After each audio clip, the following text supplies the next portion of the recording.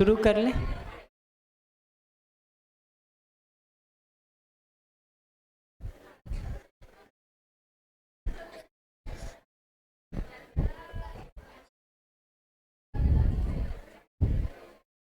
शुरू कर लें। Thank you. तो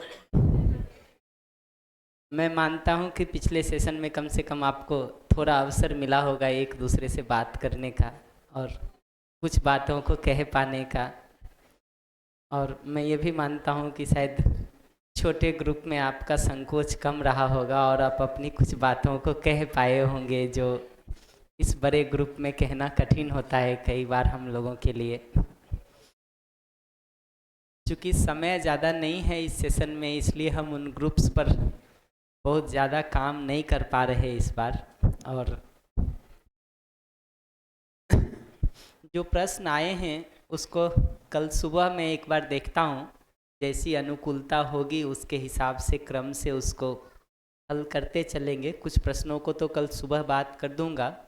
कुछ जो जनरल प्रश्न हैं कि मन शांत कैसे रखें, ज़िंदगी में सुख कैसे बढ़े, इसका उत्तर तो 8 दिन में ही दिया जा सकता है।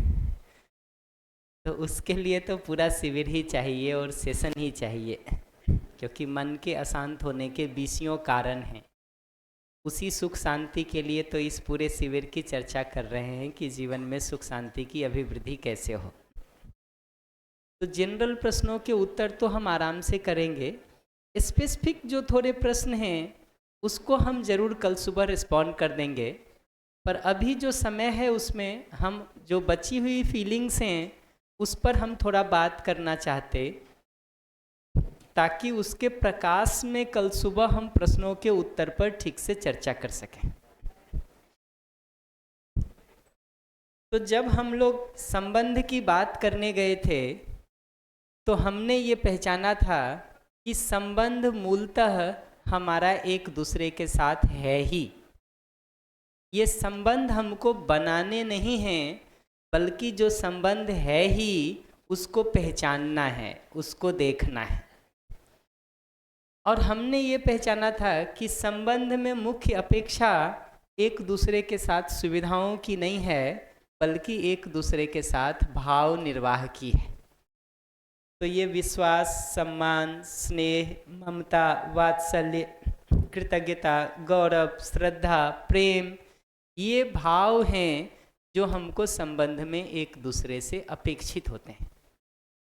जब कभी भी इन भावों का निर्वाह नहीं होता है, वो हमारी पीड़ा का, हमारी परेशानी का कारण बनता है। गलती हमसे हर बार ये होती है कि हम ये देखे बिना कि इन भावों का निर्वाह हम अपनी तरफ से कर रहे हैं कि नहीं, हम मान लेते हैं कि हम निर्वाह तो कर ही रहे हैं और अगले का हिसाब रखना शुरू करते हैं कि वो नहीं कर रहा है।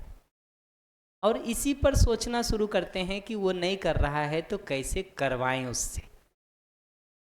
हमको एक जगह पर रुक करके ये देखने की ज़रूरत है कि मैं अपनी तरफ से इन भावों का निर्वाह कर रहा हूँ कि नहीं। और जिनको भी लगता है कि वो भाव निर्वाह कर रहे हैं ना, उनको एक स्टेप थोड़ा आगे हिम्मत करने की ज़रूरत है कि सामने वाले से पूछ लेने की ज़रूरत है कि मुझे लगता है कि मैं संबंध में सारा कुछ तुम्हारे साथ ठीक जीता हूँ, तुमको भी ऐसा लगता है कि नहीं मेरे लिए।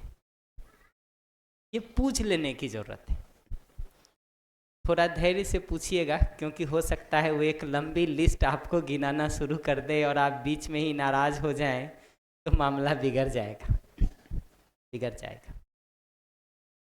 क्योंकि होता क्या है कि जब हम गलती, समस्या जब होती है ना, हमको जब ठीक नहीं लगता है, आप कुछ डिमांड करते हैं और हम पूरा नहीं करते हैं ना, तो हम कहते हैं तुम बड़े डिमांडिंग हो, ओवर एक्सपेक्टेशन रखते हो, कैसे पूरा हो सकता है। और जब हम डिमांड करते हैं और आप पूरा नहीं करते हैं, केयरलेस हो तुम, संबंध में कोई तुम्हारा जिम्मेदारी नहीं बच गया है। ये गेम दोनों तरफ से हम ऐसे खेलते हैं कि हमारे यहाँ कहते हैं हेड भी आपका, हेड भी हमारा, टेल भी हमारा। तो जब हमारी डिमांड पूरी नहीं हो रही है तब भी तुम ही कारण हो, तुम्हारी डिमांड नहीं पूरी हो रही है तब भी तुम ही कारण हो। यही बात अगला भी कर रहा होता है, यही बात अगला भी कर रहा होता है कि हमने कोई चीज़ अगर पूरा नहीं किया तो हम कहते हैं ये तुम्हारा ओवर एक्सपेक्टेशन है, इतना कोई कर सकता है क्या? और जब आप पूरा नहीं करते हैं तो कहते हैं केयरलेस हो, तुमको तमीज़ ही नहीं रह गई है संबंध की, कुछ तुमको तो मतलब ही नहीं रह गया है कुछ। हमको पहचानना जरूरी है ईमानदारी से कि इन भावों के साथ हम अपनी तरफ से जीने का काम कर रहे हैं, तब तो दूसरे से उस पर कुछ बात हो सकती है। अगर अपनी तरफ से ही इनमें पर्याप्त गैप है तो पहले उस गैप को भरने की ज़रूरत है। और अगर लगता है कि हमारी तरफ से गैप भर गया है तो एक बार हिम्मत करके अगले से पूछ लेने की ज़रूरत है। अगला कह दे कि हाँ तुम हर समय सम्मानपूर्वक जीते हो, स्नेहपूर्वक जीते हो, विश्वासपूर्वक जीते हो, सब तरफ से हमारा ध्यान रखते हो, तो बात पूरी हो जाएगी। फिर आप आराम से बात कर सकते हैं कि भाई हमको यहाँ यहाँ ये ज़रूरत लगती है, वो बात हो सकती है। उसी क्रम में हम लोगों ने एक एक भाव को समझने का कोशिश किया था, और अभी ध्यान से देखेंगे तो हम जितने भावों को भी यहाँ पर सुनिश्चित करने की बात कर रहे हैं वो कोई दूसरे का व्यवहार देख के, दूसरे का आचरण देख के, दूसरे का जीना देख के, दूसरे का करना देख के हम भाव स्थिर नहीं कर रहे हैं। हम मानव को ठीक ठीक समझने के आधार पर भाव को स्थिर कर रहे हैं। तो विश्वास हमको इस आधार पर नहीं है कि आप सुबह शाम हर काम मेरे मन के हिसाब से करते हो। अगर आपके करने को देख करके मैं विश्वास सुनिश्चित करने जाऊंगा तो जब आप मन के हिसाब से करेंगे तो विश्वास, नहीं करेंगे तो नहीं। जब हमारे स्नेह का आधार आपका हमारे मनोनुकूल करना होगा तो आप मन लायक करेंगे तो स्नेह, मन लायक नहीं करेंगे तो नहीं स्नेह। यहाँ देखेंगे तो ये बात कह रहे हैं कि मानव के रूप में जितना जितना अपना अध्ययन हम करते जाते हैं ना, उतना उतना ये बात हमको दिखती है कि मूल में मैं सुखी होना चाहता हूँ, दूसरे को भी सुखी करना चाहता हूँ। और जैसा ये सुखी होने करने की प्रवृत्ति मेरी है वैसा ही प्रवृत्ति दूसरे मानव की है। गलती हमसे ये होती है कि हम दूसरे की योग्यता में कमी को देख करके उसके आधार पर उसके चाहने पर भी कमी को करने लगते हैं, वहाँ भी हम क्वेश्चन मार्क क्रिएट कर लेते हैं। तो मूल मुद्दा जो विश्वास हम में स्थिर हो रहा है, उस स्थिर होने का आधार आपका आचरण या व्यवहार नहीं है, बल्कि मानव के रूप में स्वयं की मूल चाहना का अध्ययन करना है। इसी तरह से मुझ में सम्मान का आधार फंडामेंटली आपका धन, आपका पद, आपका रूप, आपका बल, आपका आचरण, आपका व्यवहार, आपकी जाति, आपके कपड़े देखना नहीं है।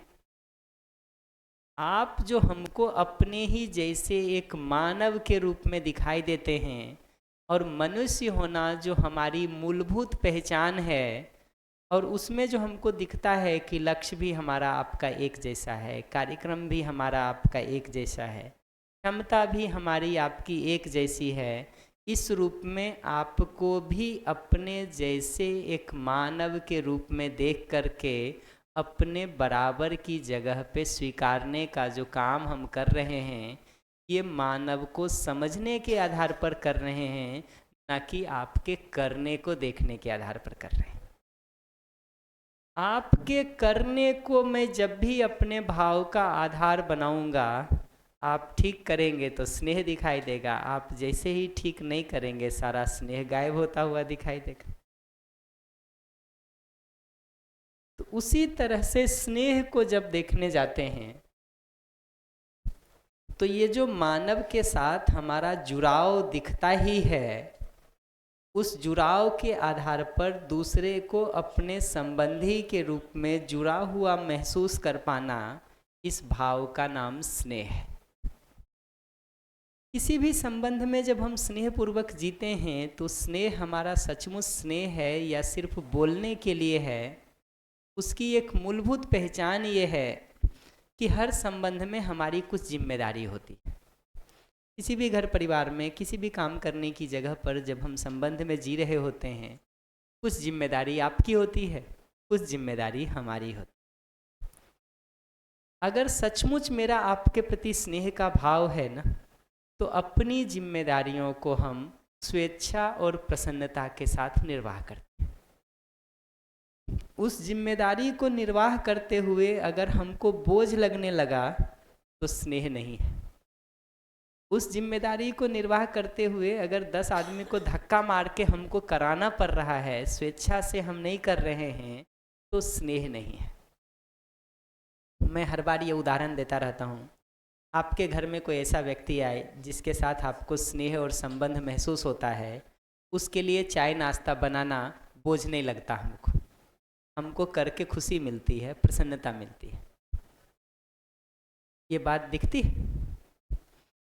दूसरी तरफ से कोई ऐसा व्यक्ति घर में आए जो हमको पसंद नहीं हो, चाय नाश्ता हम फिर भी देते हैं क्योंकि घर आया हुआ है, शायद पति का मित्र हो, सास ससुर का कोई रिलेटिव हो, लेकिन वो पूरे चाय नाश्ता देते हुए, बनाते हुए हम परेशान रहते हैं। दोनों ही स्थिति में चाय नाश्ता बन रहा है और दिया जा रहा है, लेकिन एक स्थिति में चाय नाश्ता बनते बनाते हुए हम प्रसन्न हैं, दूसरी स्थिति में चाय नाश्ता बनाते और देते हुए हम परेशान हैं। तो स्नेह की पहचान ये होती है कि स्वेच्छा और प्रसन्नता के साथ हम अपनी जिम्मेदारियों का निर्वाह करते हैं। वही बात देखेंगे तो नेक्स्ट स्लाइड में लिखी हुई है कि अपनी जो जिम्मेदारियां होती हैं, अपना जो दायित्व कर्तव्य होता है, उसको हम स्वेच्छा और प्रसन्नता के साथ निर्वाह करने का काम करते हैं। ये स्नेह अगर नहीं होता है ना, तो हमारा अपनी जिम्मेदारी के निर्वाह पर ध्यान कम होता है। आप निभा रहे हैं कि नहीं जिम्मेदारी हमारे साथ, इस पर ध्यान बहुत ठीक से होता है। तो आपके निर्वाह करने में थोड़ी भी चूक हो जाए, थोड़ी भी कमी हो जाए, हमको तुरंत दिखाई देता है। हम निर्वाह कर रहे हैं कि नहीं, उसके प्रति हमारी सजगता नहीं होती है, उसके प्रति हमारा ध्यान नहीं होता है। उसी को पिछले सेशन में भी हमने बात किया था कि स्नेह की पहचान ये है कि जैसा हम अपने सुख दुख के लिए कंसर्न्ड रहते हैं कि हमको सुख हो, दुख नहीं हो, उतना ही हम दूसरे के सुख दुख के लिए भी कंसर्न्ड हैं कि नहीं है। पिछले सेशन में एनवीसी पर हम लोग बात कर रहे थे। तो स्नेह के भाव में हम अपनी ज़रूरतों को पूरा करने के साथ साथ दूसरे की ज़रूरतों को पूरा करने का भी उतना ही ध्यान रखते हैं। अपनी ज़रूरत तो हम पूरा करने की सोचें, आपकी ज़रूरत को पूरा करने का नहीं सोचें। आपको लगेगा कि श्याम आपके साथ स्नेह करता है, ये दिखना जरूरी है। इस स्नेह के भाव का मतलब यह है कि हम अपनी ज़रूरत को पूरा करने के साथ साथ सामने वाले की ज़रूरत का भी उतना ही ध्यान रखते। उसी को दूसरी भाषा में कहा कि स्वयं की उपलब्धियों में जितनी प्रसन्नता हमको होती है, उतना ही दूसरे की उपलब्धियों में भी हम प्रसन्न हो पाते हैं। ये नीचे जो बातें लिखी हैं मैं उसको बहुत एक्सप्लेन नहीं करता हूँ क्योंकि समय की सीमा है, लेकिन थोड़ा ज़रूर मैं ध्यान दिलाना चाहूँगा। अगर दूसरे की गलतियों से हम आहत हैं, पीड़ित हैं, दुखी हैं, परेशान हैं, वही बार बार हमको याद आता है, वही घाव अंदर हरा है और रिस रहा है, तो हमको समझना चाहिए कि अभी हम दूसरे की गलतियों के लिए उसको क्षमा नहीं कर पाए। और अगर क्षमा नहीं कर पाए हैं हम दूसरे को उसकी गलती के लिए, तो स्नेह हो ही नहीं सकता है आगे। क्षमा वो जीरो की जगह है जिसके बाद स्नेह होना शुरू होता है। तो अगर आपकी गलतियों से हम अभी पीड़ित हैं, आहत हैं, परेशान हैं, मुंह खोलते हैं तो शिकायत निकलनी शुरू हो जाती है, इसका मतलब यह है कि भाषा में भले हम कह दिए हों कि हम क्षमा करते हैं, भाषा में हम भले कह दिए हों कि हम तो सब भूल करके आगे बढ़ने का काम करते हैं, वस्तुतः हम कुछ ज़्यादा भूले नहीं हैं। अगर वो घाव हमारे अंदर हरा है, रिस रहा है, मुंह से बार बार निकल रहा है, कहने में सुनाने में बार बार आता रहता है, इसका मतलब वो पुरानी स्मृतियाँ अभी भी हमारे अंदर क्रियाशील हैं। हम उसको क्षमा नहीं कर पाए हैं, हम उसको भूल नहीं पाए हैं, हम उसको सबसाइड नहीं कर पाए। और पुरानी चीज़ों की अगर आपसे पीड़ा हो रही है हमको, तो स्नेह तो बहुत दूर की चीज़ है, क्षमा भी नहीं हो पाया है अभी हमारे से आपके लिए, कि नहीं? तो स्नेह के मूल में क्षमा का भाव है, जिसका मतलब होता है आपकी पुरानी गलतियां जो भी रही हों, वो सबसे आज के दिन हम प्रभावित नहीं होते हैं, दुखी नहीं होते हैं, परेशान नहीं होते। अगला जब हमको अपने संबंधी के रूप में दिखाई देता है ना, तो संबंधी के शरीर के पोषण संरक्षण का भी हम सोचते हैं, और संबंधी के मैं का जीवन का भी समझदार जिम्मेदार बनाने के लिए हम प्रयास करते हैं, क्योंकि मानव हमको मैं और शरीर के सहअस्तित्व के रूप में समझ में आया है। इनफैक्ट इस पूरे बात को देखेंगे ना, तो दिखेगा आपको कि सारे भाव का आधार समझ है। आप भले अपने को शरीर मान के जी रहे हो, लेकिन अगर मैंने मानव को जीवन और शरीर के सहअस्तित्व के रूप में समझा है, तो हमको तो आप जीवन और शरीर के सहअस्तित्व के रूप में ही दिखाई देते हैं। आप भले अपने को शरीर मान के जी रहे हो, आप भले ये मान के जी रहे हो कि सुविधा और संवेदना में ही जिंदगी का सब सुख है, लेकिन अगर मैंने मानव को ठीक ठीक समझा है, तो हमको दिखाई देता है कि मूलतः आपका सुख भी व्यवस्था में जीने में ही है। मानव के रूप में, परिवार के रूप में, समाज के रूप में, प्रकृति अस्तित्व में, व्यवस्था में जीने में ही आपका सुख है।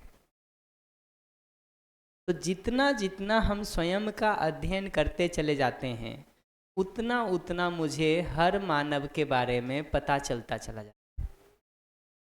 तो ममता और वात्सल्य, ये दो भाव बहुत स्वाभाविक रूप से आते हैं अगर दूसरा मानव हमको अपने संबंधी के रूप में दिखता है। तो स्नेह के भाव के साथ ममता और वात्सल्य, ये दोनों बहुत स्वाभाविक है। चूँकि अगला मानव हमको मैं और शरीर, जीवन और शरीर, इन दोनों के सहअस्तित्व के रूप में दिखाई देता है, इसलिए जीवन को समझदार जिम्मेदार बनाने का जो भाव है, उसको वात्सल्य नाम दिया है, और संबंधी के शरीर के पोषण संरक्षण का जो भाव है, उसको ममता नाम दिया।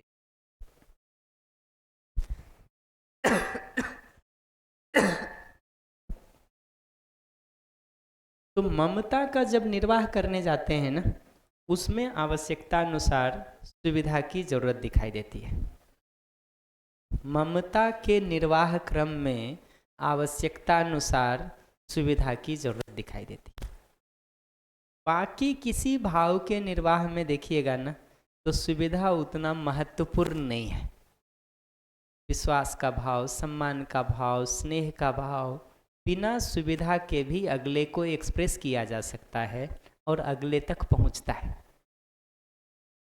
ये नहीं समझ में आता हो तो इसका उल्टा देखिए, अपमान करने के लिए, विरोध करने के लिए, ठीक है, अविश्वास करने के लिए जरूरी नहीं है कि सुविधा किसी से छीनी जाए। हमारी भाषा, हमारी शैली, हमारा तरीका, हमारा लहजा, हमारा गेस्चर, हमारा रिस्पॉन्ड करने का डिज़ाइन, ये सब बता देता है कि हम आपका सम्मान कर रहे हैं कि अपमान कर रहे हैं, स्नेह कर रहे हैं कि विरोध कर रहे हैं, विश्वास कर रहे हैं कि शंका कर रहे हैं।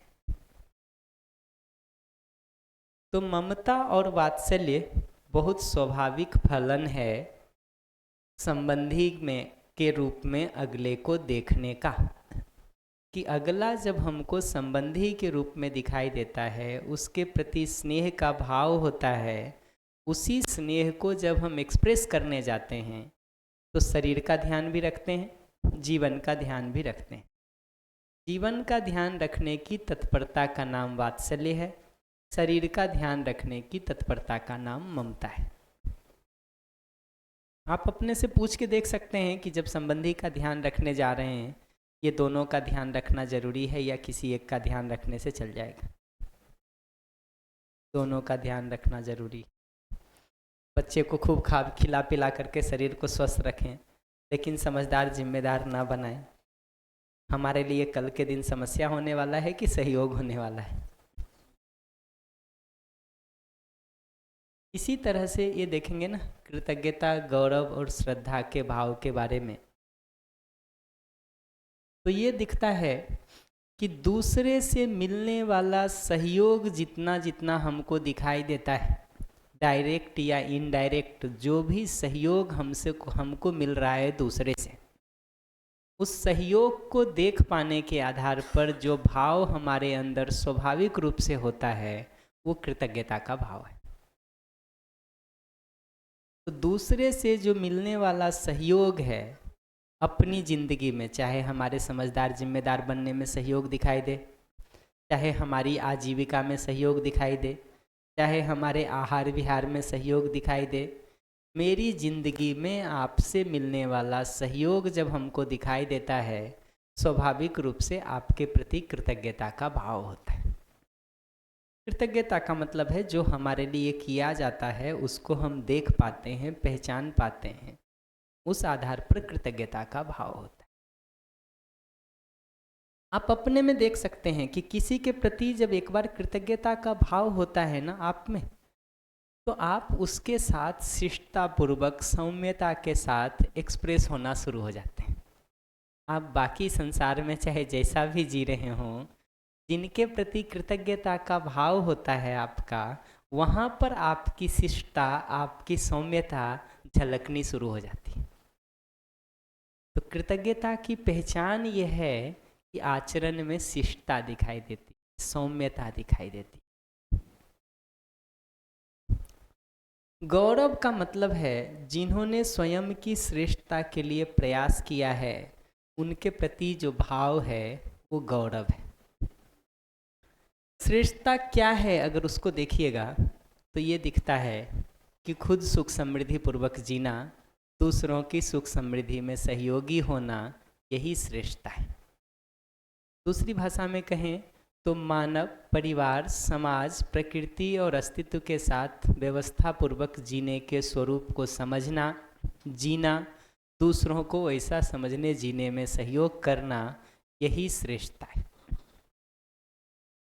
आज के दिन देखेंगे तो जाने अनजाने हम श्रेष्ठता के नाम पर विशेषता में फंस गए हैं। श्रेष्ठता और विशेषता का मौलिक अंतर ये है कि जब सचमुच हम श्रेष्ठ होते हैं, समझदार और जिम्मेदार होकर के जी रहे हैं, तो दूसरों को भी समझदार जिम्मेदार बनने में सहयोग करने का काम करते हैं। लेकिन विशेषता की मानसिकता से जब हम ग्रस्त होते हैं तो दूसरा मेरे जैसा ना बन पाए, ऐसी हमारी प्रवृत्ति होती है, ऐसा हमारा सोचने का डिज़ाइन होता है। जब हम विशेषता की मानसिकता से ग्रस्त होते हैं तो दूसरा मेरे जैसा नहीं बन पाए, इसके लिए हमारा मन होता है और सारा प्रयास होता है।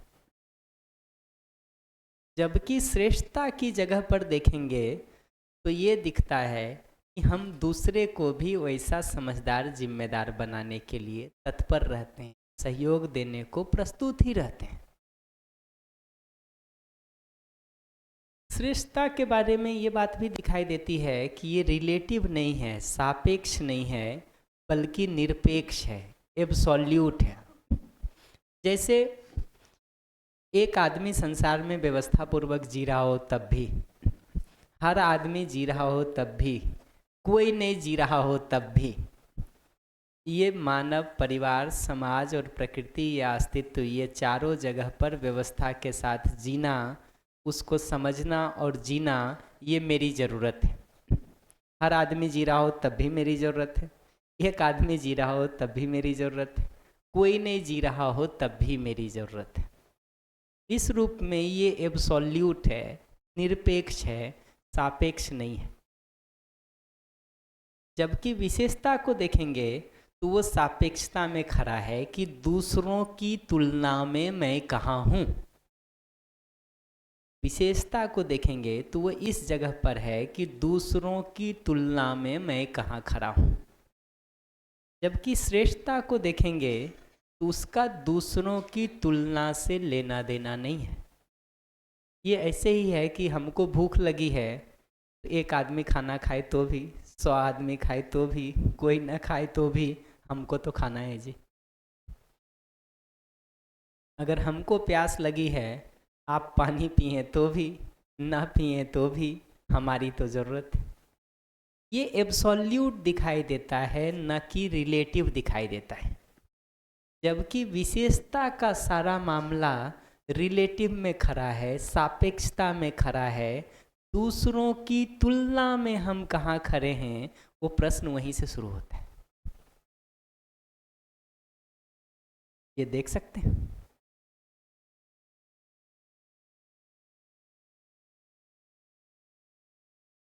विशेषता में चूंकि हम दूसरे को सहयोग करने के लिए तैयार नहीं होते हैं, दूसरा मेरे जैसा नहीं बने, इस पर हमारा ध्यान रहता है।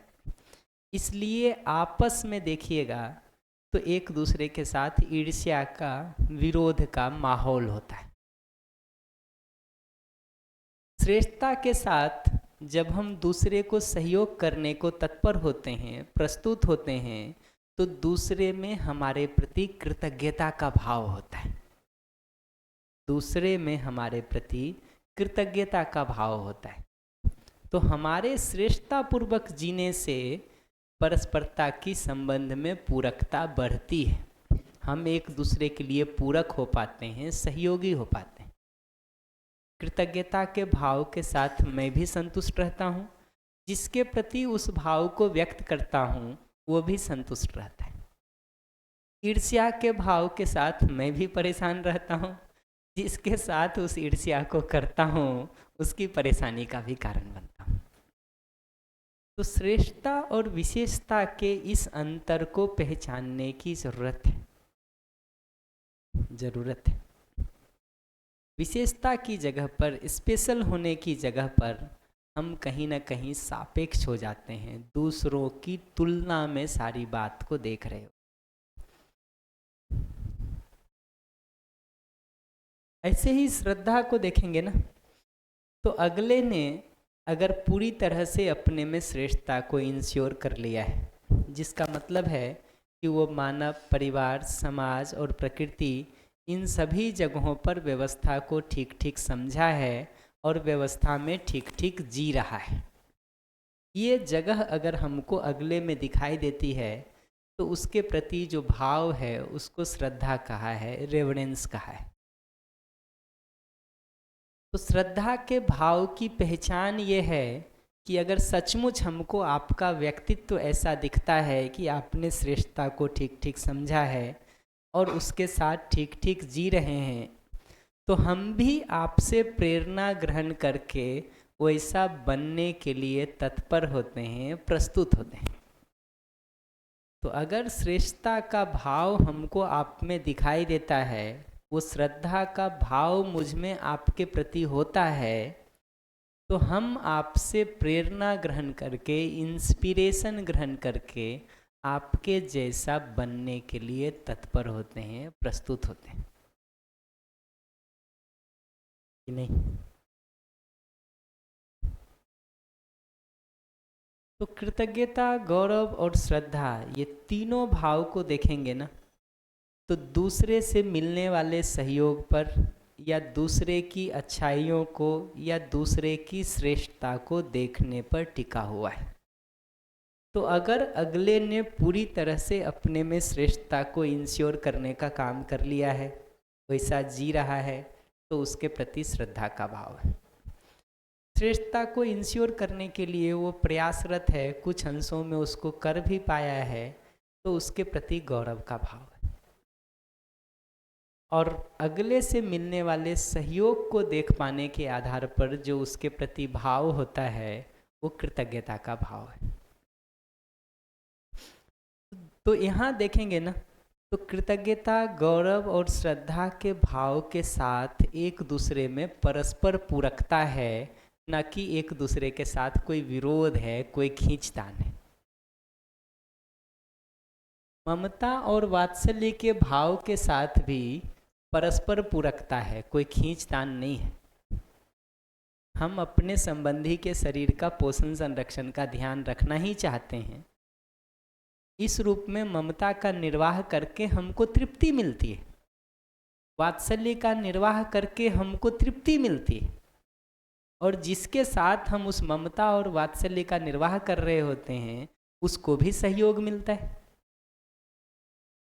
तो अगले के शरीर का पोषण संरक्षण करके हमको तृप्ति मिलती है, अगले के मैं को समझदार जिम्मेदार बनने में सहयोग करके वात्सल्य के भाव के साथ हमको तृप्ति मिलती है, और जिसको समझने जीने में हम सहयोग करते हैं उसको भी सहयोग मिलता है, उसको भी तृप्ति मिलती है। जिसके शरीर के पोषण संरक्षण में हम सहयोग कर पाते हैं उसको भी तृप्ति मिलती है। तो ममता और वात्सल्य के साथ भी दोनों पक्षों को तृप्ति मिलती है। कृतज्ञता, गौरव और श्रद्धा के भाव के साथ भी दोनों पक्षों को ही तृप्ति मिलती है।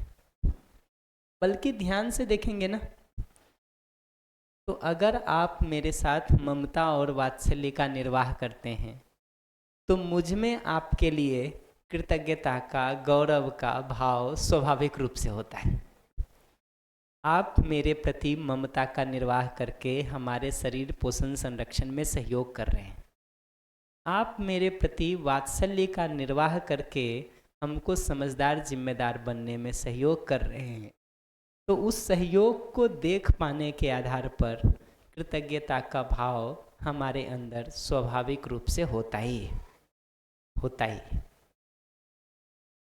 आप जब ममता और वात्सल्य के साथ जीते हैं तो आपके अंदर जो श्रेष्ठता हमको दिखाई देती है, जो अच्छाई हमको दिखाई देती है, जो व्यवस्थित होकर जीना हमको दिखाई देता है, इस आधार पर आपके प्रति गौरव का भाव हम में होता ही है। नहीं, इतना देख सकते हैं? इतने पर कोई भी कमेंट हो, प्रश्न हो तो बताइए, एक बार मैं सुन लूं, फिर आगे बढ़ते हैं।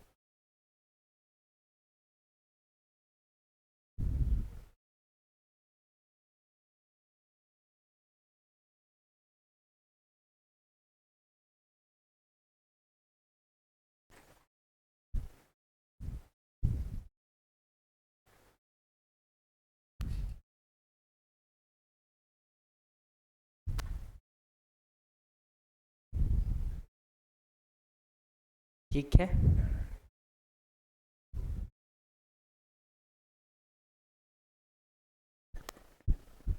ये जो श्रेष्ठता की स्वीकृति का भाव श्रद्धा के लिए है, और गौरव में भी श्रेष्ठता का उपयोग किया है। तो एक में श्रद्धा और एक में गौरव है। ये दोनों भाव जो है लगभग अपन यानी श्रेष्ठता के लिए ही यूज़ कर रहे हैं। तो थोड़ा इसको डिस्टिंक्ट कैसे करेंगे अपने अंदर? ध्यान से देखेंगे तो श्रद्धा के भाव में गौरव का भाव समाहित रहता ही है। श्रद्धा हम तब कह रहे हैं जब दूसरे ने श्रेष्ठता को पूरी तरह से अपने जीने में हर आयाम में सुनिश्चित कर लिया है। मानव के रूप में जीते हुए, परिवार के रूप में जीते हुए, समाज के रूप में जीते हुए, प्रकृति अस्तित्व के साथ जीते हुए पूरी तरह से श्रेष्ठता को अपने में सुनिश्चित करने का काम कर लिया है, तो उसके प्रति भाव को श्रद्धा कह रहे हैं। उस श्रेष्ठता को आंशिक अर्थों में किसी आयाम में सुनिश्चित करने का काम किया है, किसी आयाम में किसी सीमा तक सुनिश्चित करने का काम किया है, और बाकी के लिए प्रयासरत है, तो उसके प्रति जो भाव है उसको गौरव कह रहे हैं। तो गौरव में श्रेष्ठता के लिए काम कर रहे किसी आयाम में, किसी सीमा में किए हैं, तो स्वयं में, परिवार में, समाज में, प्रकृति में, इसमें से किसी आयाम में, किसी डायमेंशन में, किसी सीमा तक करने को कर पाए हैं काम को, तो उनके प्रति जो भाव है उसको गौरव कह रहे हैं। और इन चारों ही डायमेंशन में, मानव के रूप में, परिवार के रूप में, समाज के रूप में और प्रकृति या अस्तित्व में पूरी तरह से व्यवस्था को समझने जीने का काम कर लिए हैं, तो उनके प्रति जो भाव है उसको श्रद्धा कह रहे हैं। भैया वात्सल्य यहाँ पर कॉर्नर में जी वात्सल्य और ममता है, तो माता पिता दोनों रोल में आइए आता ना, जी कि समझदारी की और सरी की और दोनों ध्यान रखते हैं। जी बिल्कुल, अगर उस तरह से देखिएगा तो माता पिता की जगह से भी, गुरु की जगह से भी ये सब भाव दिखाई देता है अगर संबंधों में देखने जाइएगा तो। लेकिन अगर उसको स्पेसिफिक करना भी हो तो ये दिखता है कि गुरु की जगह से या शिक्षक की जगह से मुख्य मुद्दा मैं को समझदार जिम्मेदार बनाने का होता है, न कि शरीर के पोषण संरक्षण। ठीक, तो इस रूप में गुरु की जगह से देखिएगा तो वात्सल्य प्रधान है। इसका ये मतलब नहीं है कि बच्चा भूखा रहेगा तो कुछ भी खाने को नहीं देगा टीचर। प्रधानता वात्सल्य की है, उसके साथ आवश्यकता अनुसार ममता मूल्य का निर्वाह भी दिखाई देगा ही। बोर्डिंग स्कूल में तो दोनों रहता है। जी तो ये दिखना जरूरी है। हालांकि मज़े की बात है, बोर्डिंग स्कूल में दोनों रहने के बावजूद भी रुक के ये देखना चाहिए कि एज ए टीचर, और मैं कोई कमेंट नहीं कर रहा हूँ किसी पर, प्रश्न पूछें इसलिए कह दे रहा हूँ, एज ए टीचर हमको रुक के ये देखना चाहिए कि क्या सचमुच वो कंसर्न हम रखते हैं बच्चे के लिए,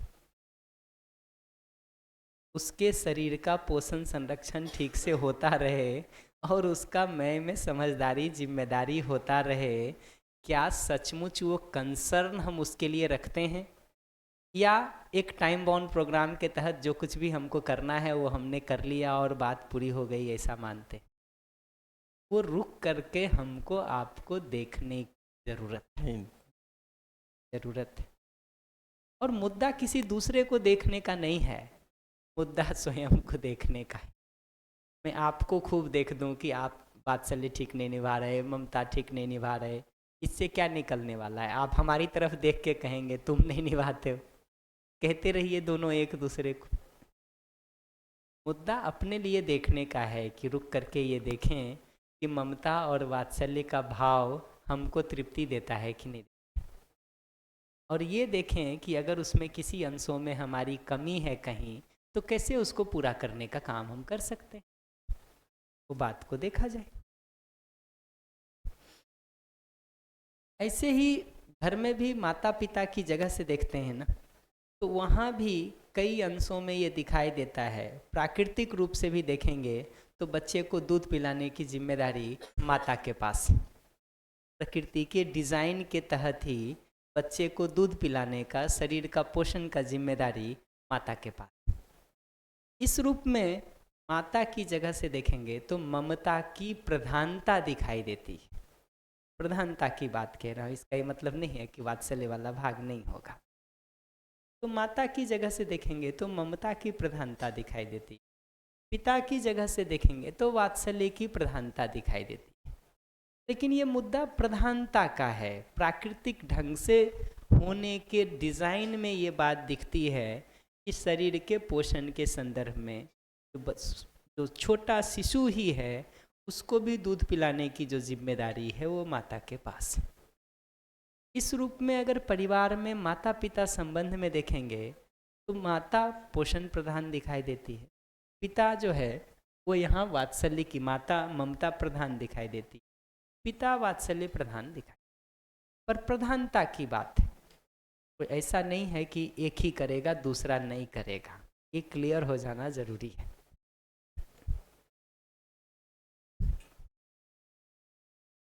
कई परिवारों में आया रहती है, उसका रोल कहाँ पर यहाँ आएगा?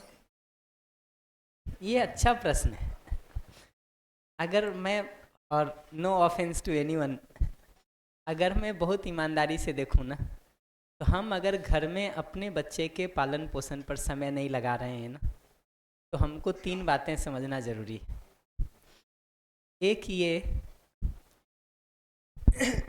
कि बच्चे को वही शिक्षा संस्कार मिलेगा जो उसको पालने वाला देगा। तो अगर आपने किसी आया या किसी काम के भरोसे छोड़ दिया है, किसी और के भरोसे छोड़ दिया है उसको, तो उसको वही संस्कार मिलेगा जो उसको पालने वाली है या पालने वाला है कि नहीं।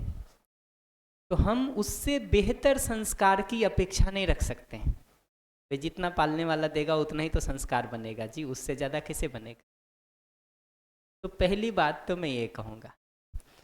दूसरी बात मैं ये कहूँगा कि रुक करके अपने लिए भी एक सवाल पूछना चाहिए कि अगर हम बच्चे को सार्थक शिक्षा संस्कार देने के बदले कहीं और व्यस्त हैं, जहाँ भी हों, तो रुक करके एक सवाल पूछने की ज़रूरत है कि अल्टीमेटली हमारी प्रायोरिटी क्या है। हमारी प्रायोरिटी बच्चे को सार्थक शिक्षा संस्कार हमारी प्रायोरिटी में कहीं आता है कि नहीं आता, ये सवाल पूछने की ज़रूरत है। सवाल पूछने की ज़रूरत। और लास्टली मैं एक बात ये कहूँगा कि अगर ऐसा लगता हो कि बेटर सैलरी के कारण हम उतनी देर में, हमको एक उदाहरण ले रहा हूँ, मान लीजिए कि हमको 7,000 में एक काम करने वाली मिल जाती है, हम उतने समय में 25,000 कमा के ले आएंगे, तो हमको ये समझना ज़रूरी है कि जब अपने बच्चे के लिए भी शिक्षा संस्कार देने के लिए हमारे पास समय नहीं है, हमारे लिए वो पैसा ज़्यादा महत्वपूर्ण है, जो 7,000 में काम करने वाली आई है उसके लिए भी आपके बच्चे का पालन पोषण महत्वपूर्ण नहीं है, 7,000 रुपया महत्वपूर्ण है। फिर भी आपकी मजबूरी हो, बाध्यता हो, परिस्थिति हो, करें, मैं मना नहीं कर रहा हूँ उसके लिए, बट बात क्लियर हो जानी चाहिए और ये साफ ही रहना चाहिए कि भाई अगला जो आया हुआ है फिर वो भी 7,000 रुपये के लिए आया हुआ है, न कि बच्चे का ठीक पोषण संरक्षण हो जाए और वो समझदार जिम्मेदार हो जाए, इसके लिए आया हुआ है। हम जब अपने बच्चे के लिए वो समय देने को तैयार नहीं है, दूसरा कोई धर्मात्मा देवात्मा उतर आया हो तो अलग बात है, नहीं तो संभव नहीं है ना जी कि वो दूसरे के बच्चे को समझदार जिम्मेदार बनाने के लिए और शरीर के पोषण संरक्षण के लिए ममता और वात्सल्य के साथ भाव से भर करके करने आया हो, ये तो संभावना सोचना भी कठिन है कि नहीं।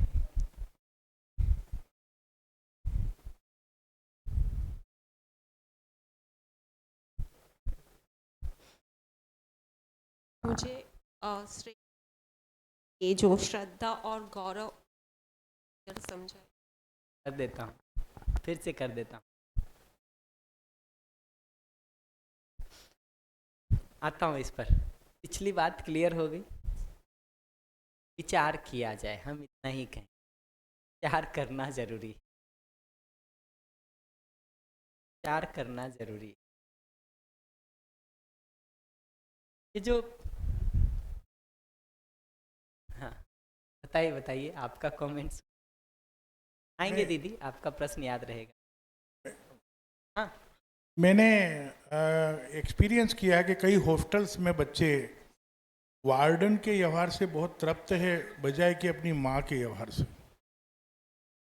उनको वो जो प्यार मिलता है कलेक्टिवली, कई माँ, यानी जैसे आया की बात है, कई आया ऐसी है जो अपनी माँ, क्योंकि उसके साथ में वो अटैच्ड ज़्यादा रहती है तो वो उसको बार बार टोकती रहती है, और एक दूसरी जो मदर का जो वात्सल्य का भाव जो उसको मिल रहा है, पोषण के भी उसमें ममता का, वहाँ पर भी बड़े प्रेम से बातें करते हुए उनको खिलाते हैं। मेरे को ऐसा भी दिखाई दिया कि कुछ बच्चे हमारे सामने कहते हैं कि मेरी माँ जो है ऐसा मुझे नहीं रखती है जैसा मेरे को यहाँ पर ये रखते हैं। तो ये बहुत गंभीर बात है। हम इतना ही कमेंट करेंगे कि शायद माँ तो एडवांस ज़माने की हो गई है, आया अभी भी थोड़ी पिछड़े ज़माने की होगी।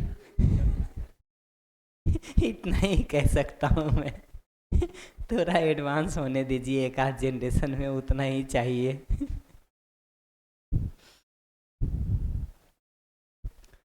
ये जो गौरव और श्रद्धा की बात कह रहे हैं ना, अल्टीमेटली देखेंगे तो जो कहा ना कि खुद में सुख समृद्धि की निरंतरता को सुनिश्चित करना और दूसरे की सुख समृद्धि में भागीदार हो पाना, इस पूर्णता की जगह पर जो पहुंच गए हैं उनके प्रति जो भाव है वो श्रद्धा है।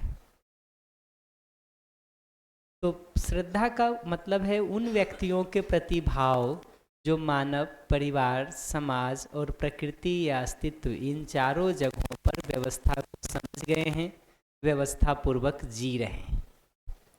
ये पकड़ में आए। अब जब इसके लिए कोई व्यक्ति प्रयास करने जाता है तो एक दिन में तो नहीं पहुंचेगा, थोड़ा थोड़ा थोड़ा थोड़ा करके उसमें प्रोग्रेस होगा और धीरे धीरे किसी दिन उस जगह तक पहुंचेगा। तो बहुत सारे लोग ऐसे होंगे ही जो उस श्रेष्ठता को एक सीमा तक कर पाए हैं, अभी और बहुत सारा करने के लिए शेष बचा हुआ है। तो स्वयं में भी, परिवार में भी, समाज में भी, प्रकृति में भी कुछ व्यवस्था में जीने का काम कर पा रहे हैं, बाकी के लिए प्रयासरत हैं। उनके प्रति जो भाव है उसको गौरव के रूप में पहचान रहे हैं, गौरव के रूप में पहचान। गौरव की भी जो अभिव्यक्ति दिखाई देती है, एक्सप्रेशन दिखाई देता है, वो दो तरह से दिखता है। अगर हमारी भाषा में देखेंगे तो उनके प्रति प्रशंसा दिखाई देगी, न कि ईर्ष्या दिखाई देगी। गौरव में जब एक्सप्रेस करने जाएंगे, अगर सचमुच आपके प्रति हम गौरवान्वित हैं तो हमारे एक्सप्रेशन में आपके प्रति प्रशंसा दिखाई देगी, न कि ईर्ष्या दिखाई देगी। और हमारे जीने में आपके प्रति सरलता दिखाई देगी, न कि अभिमान दिखाई देगा। ये दोनों तरह से देख सकते हैं। अगर मेरा आपके प्रति गौरव का भाव है ना, तो हमारे जीने में आपके प्रति सरलता दिखाई देगी, न कि अभिमान दिखाई देगा। अगर मैं अभिमान पूर्वक आपके साथ आ रहा हूँ तो कोई गौरव का भाव नहीं है हमको आपके लिए। ऐसे ही आपकी श्रेष्ठता को पहचान के अगर मैं उसकी प्रशंसा नहीं कर पा रहा हूँ तो भी कहीं ना कहीं गौरव नहीं है, इसी लेवल में ईर्ष्या का भाव है।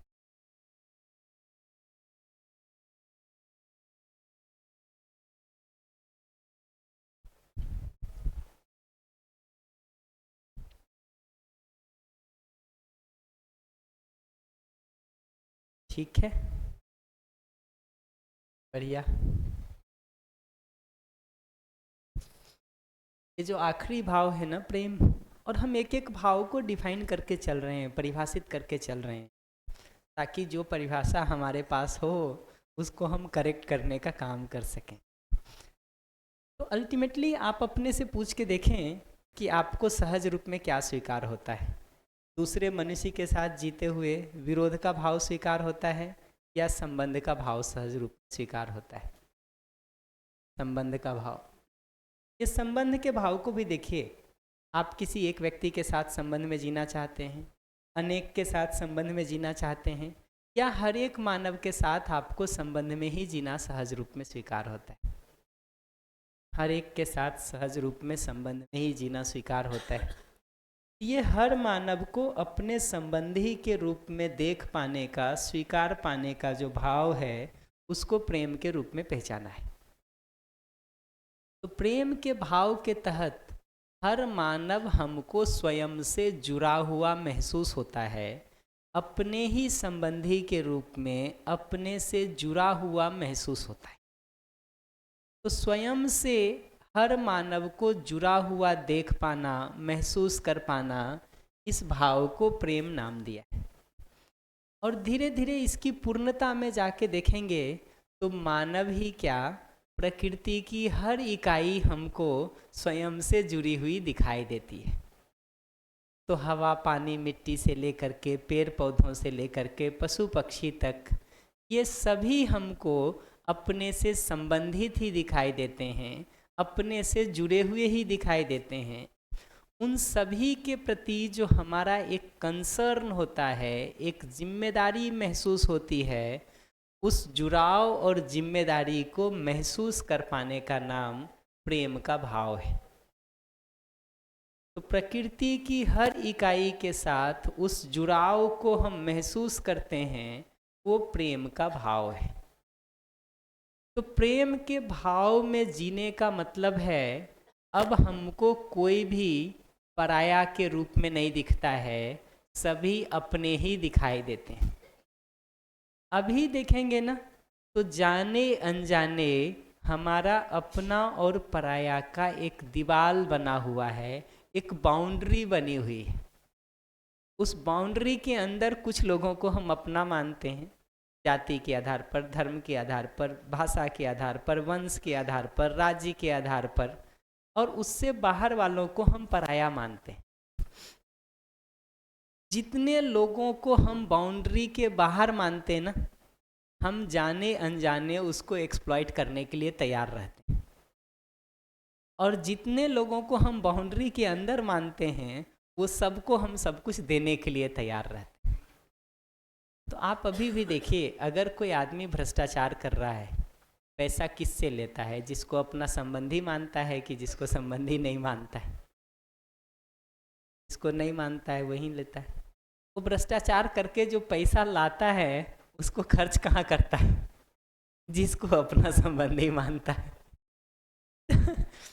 तो प्रेम के भाव के तहत ये जो अपने पराये की दीवार हमने बना रखी है, वो दीवार टूट जाती है। अब हर मानव हमको अपने संबंधी के रूप में ही दिखाई देता है, अपने से जुड़ा हुआ ही महसूस होता है। इसलिए हर किसी के लिए अब हमको वही जिम्मेदारी, वही आत्मीयता, वही अपनापन महसूस होता है। तो प्रेम का जो एक्सप्रेशन है, अभिव्यक्ति है, वो अनन्यता के रूप में दिखाई देता है। और अनन्यता का मतलब है कोई अन्य नहीं है, कोई दूसरा नहीं है, कोई पराया नहीं है। वो बाउंड्री हमारी ख़त्म हो जाती है जो अभी हम जाने अनजाने खींच रखें। और जहाँ तक हमने वो बाउंड्री खींच रखी है, उसके अंदर हमारा व्यवहार और आचरण बहुत उदार दिखता है। और उस बाउंड्री के बाहर के लोगों के लिए हम जाने अनजाने क्रूर हो जाते हैं। तो प्रेम के भाव के साथ ये होता है कि वो जो अपने पराये की एक दीवार बन रखी है, एक बाउंड्री बन रखी है हमारी, वो बाउंड्री डिसॉल्व हो जाती है, समाप्त हो जाती है। ठीक है। अब अगर लौट करके देखेंगे ना, तो ये जो 9 भावों की हम लोगों ने बात की है, मेरे पास 6 मिनट का समय है, तो मैं इसको ऊपर से नीचे के क्रम में प्लेस करने का काम कर देता हूँ कि इस अस्तित्व में हर इकाई के साथ, मानव के साथ भी और बाकी सभी इकाई के साथ भी, अपने जुड़े होने का और एक दूसरे के लिए पूरक होने का, सहयोगी होने का जो भाव है, उसको प्रेम के रूप में पहचाना है। और इसको पूर्ण मूल्य कहा है, क्योंकि जब हर किसी के साथ ही हमको वो जुड़ाव और अपनापन महसूस हो रहा है, तो अब इससे ज़्यादा क्या करेंगे। तो विश्वास वो आधार मूल्य था जिस फाउंडेशन से हमने शुरू किया था। प्रेम वो पूर्ण मूल्य है जहाँ तक हमको पहुँचना है। तो अस्तित्व की हर इकाई के साथ जुड़े होने का और पूरक होने का जो भाव है, उसको प्रेम के रूप में पहचाना है। अब एक एक भाव को देखेंगे कि विश्वास के भाव का मतलब क्या है। तो मानव मूलतः शुभ चाहता है, इस आश्वस्ति का नाम विश्वास है। इन्हीं ने प्रश्न में किसी ग्रुप में लिख करके भेजे हैं कि विश्वास के ऊपर से ही विश्वास उठ गया है। तो मैं जिस स्कूल में था ना, उसकी लाइब्रेरी के बाहर आचार्य रामचंद्र शुक्ल का एक कोट लिखा हुआ था। वो लिखा था, पूर्ण विश्वास ही धोखा है।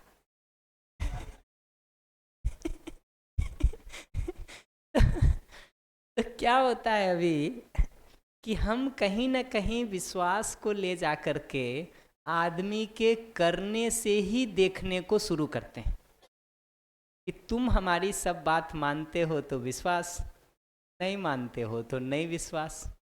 तुम हमारे हिसाब से चलते हो, करते हो तो विश्वास, नहीं चलते हो, नहीं करते हो तो नहीं विश्वास। हम लोग यहाँ पर जो बात कह रहे हैं वो ये कि करने और मूल चाहना, इंटेंशन और कॉम्पिटेंस, चाहना और योग्यता, दोनों को अलग अलग करके देखने की ज़रूरत है। योग्यता में कमी हमारे में भी हो सकती है, योग्यता में कमी आप में भी हो सकती है, लेकिन उसके बावजूद भी जैसे हमको अपनी मूल चाहना के ऊपर डाउट नहीं होता है, वैसे ही अगले की मूल चाहना के ऊपर भी हमको डाउट नहीं हो, आश्वस्ति बना रहे, ये विश्वास की जगह है।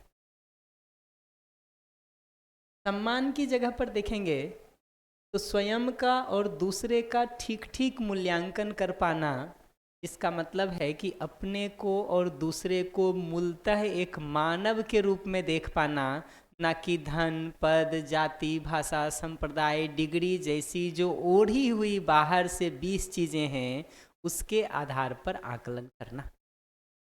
और योग्यता में अगर कम ज़्यादा कहीं हैं हम लोग तो एक दूसरे के पूरक हैं। उस पर हम लोगों ने सम्मान के दौरान बहुत बात की थी कि अगर मैं अधिक समझदार जिम्मेदार हूँ, दूसरे को समझने सीखने में सहयोग करता हूँ, दूसरा अधिक समझदार जिम्मेदार है तो उससे मैं सहयोग लेकर के आगे बढ़ लेता हूँ। ये सहयोग के तहत देखिएगा ना, तो हर मानव के साथ जो हमने ये संबंध को पहचाना था, उसी को जब एक एक मानव के साथ देखते हैं तो उसके साथ अपने संबंध को देख पाना और उसमें अपनी जिम्मेदारी निर्वाह करने के लिए निष्ठा होना, कमिटमेंट होना, तत्परता होना, ईगरनेस होना, इस भाव का नाम स्नेह है।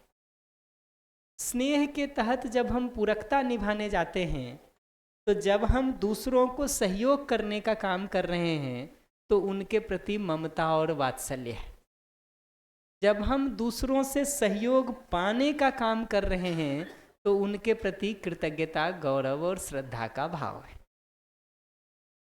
तो दूसरों से सहयोग जहाँ मिल रहा है हमको, वहाँ कृतज्ञता, गौरव और श्रद्धा का भाव है। जहाँ दूसरों को सहयोग कर पा रहे हैं हम, वहाँ ममता और वात्सल्य का भाव है। और ये विश्वास, सम्मान और स्नेह तो हर संबंध में जरूरी है। इसको मैं दूसरी भाषा में कहूँ तो जहाँ से सहयोग मिल रहा है वहाँ कृतज्ञता, गौरव, श्रद्धा। जहाँ हम सहयोग कर पा रहे हैं वहाँ ममता, वात्सल्य की प्रधानता। और जितने बराबर वाले हमारे संबंध हैं, जैसे पति पत्नी संबंध, भाई बहन संबंध, मित्र मित्र संबंध, इन सभी जगहों पर विश्वास, सम्मान और स्नेह, इन भावों की बहुत प्रधानता है। और इसमें थोड़ा भी ऊपर नीचे होता है वो हमारी शिकायत का कारण बन जाता है। प्रेम के भाव के साथ ये होता है कि इन सभी मूल्यों के साथ जीना हमारे लिए बहुत सहज है, स्वाभाविक है।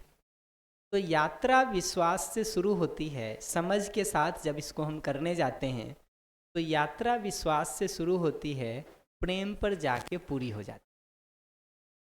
और ये सारे भाव का आधार मानव के बारे में मेरी समझ है, अस्तित्व के बारे में मेरी समझ है।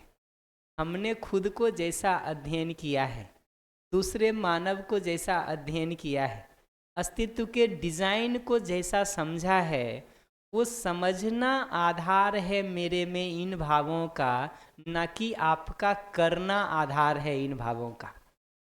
मैं फिर से इसको ध्यान दिला दूं, इस एक सेंटेंस को भी अगर पकड़ लेंगे ना तो आपको दिखना शुरू होगा कि भाव क्यों खराब होता रहता है हमारा। अभी हमारे सारे भाव का आधार आपका करना है। आप ठीक व्यवहार करते हैं तो हमारा भाव और व्यवहार ठीक होता है। आप जैसे ही खराब व्यवहार करते हैं हमारा भाव और व्यवहार बिगड़ने लगता है। ऐसे ही अभी मेरे भाव का आधार आपका विचार है। आपका विचार मेरे विचार से मैच करता है तो हम बड़ा स्नेह के भाव से प्रस्तुत होते हैं। जैसे ही आप हमसे कुछ अलग विचार रखना शुरू करते हैं, डिफरेंस ऑफ ओपिनियन रखना शुरू करते हैं, हमसे भिन्न विचार रखना शुरू करते हैं, हमारा भाव आपके साथ बिगड़ने लगता है। तो अभी मेरे भाव का आधार आपका व्यवहार है कि मनोनुकूल व्यवहार बढ़िया भाव, मनोनुकूल व्यवहार नहीं खराब भाव, हमसे मिलता हुआ विचार बढ़िया भाव, हमसे नहीं मिलता हुआ विचार बेकार भाव। वही बच्चा जो लाडला, प्यारा और खूब स्नेह दिखाई देता है ना, थोड़ा बड़ा होने के बाद अपने मन की लड़की से शादी कर ले, माँ बाप गाली देना शुरू कर देते हैं। कई घरों में ऐसा दिखाई देता है। वो क्या रहा है, इतना ही हो रहा है कि मेरे मनोनुकूल काम करोगे तो स्नेह, मेरे मनोनुकूल नहीं काम करोगे तो स्नेह गायब हो जाएगा। यहाँ जो सारी बात हम कह रहे हैं वो ये कि ये विश्वास, सम्मान, स्नेह, ममता, वात्सल्य, श्रद्धा, गौरव, कृतज्ञता, ये सब का आधार मेरी समझदारी है। अस्तित्व को ठीक ठीक समझने के आधार पर, प्रकृति को ठीक ठीक समझने के आधार पर, मानव को ठीक ठीक समझने के आधार पर, मानव मानव संबंध को ठीक ठीक समझने के आधार पर ये भाव हमारे में आया है, न कि आपके करने को बहुत देख करके हमारे में आया है। इस पर सोचिएगा, विचार करिएगा। जो आज के प्रश्न हैं जो आए हुए हैं हमारे पास, और जो कल प्रश्न होंगे, पहले उस पर हम बात कर देंगे, फिर हम आगे चलेंगे। जो लोग रुके हुए हैं, 15 मिनट बाद हम यहाँ गोष्ठी के लिए मिलेंगे। सभी को नमस्ते।